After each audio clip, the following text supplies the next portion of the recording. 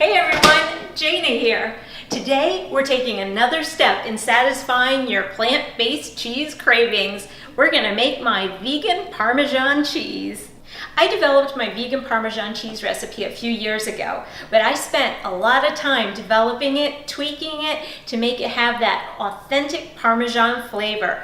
We're gonna do this with a food processor, 5 ingredients in 5 minutes, right now.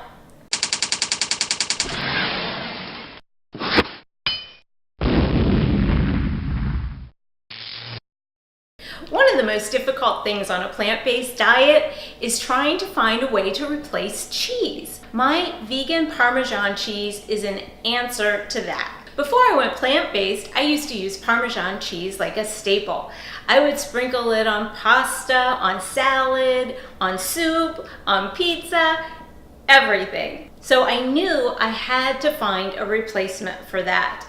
I'm going to walk you through how to do this right now. It's going to become your favorite plant-based cheese. Let's go over the ingredients.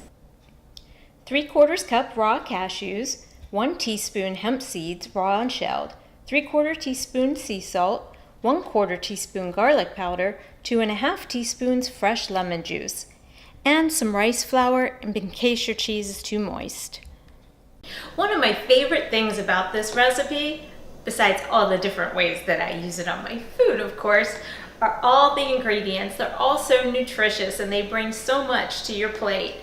The cashews are loaded with plant-based protein. 1/4 cup, which is just more than a little palmful, has 5 grams of protein. It's loaded with all sorts of other nutrients too: iron, vitamin B6, magnesium, copper, phosphorus, not to mention vitamin K, which helps work with the other nutrients to give you great bone health. Cashews are also great for stabilizing blood sugar, and they're very good for your skin. Now that's my idea of Parmesan. So the first step is we add our raw cashews and our hemp seeds to the food processor.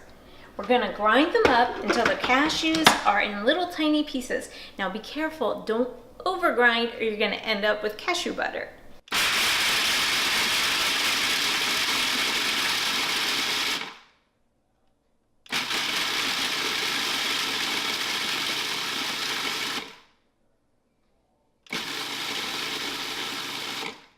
Now this is what you want your cashews to look like once they're ground up. You want it to be kind of fine, but still kind of chunky at the same time. Next, we're going to add our sea salt and our garlic powder. You want to sprinkle that around and spread it out so it's nice and even, because we're not going to blend it very long. Pulse a couple times.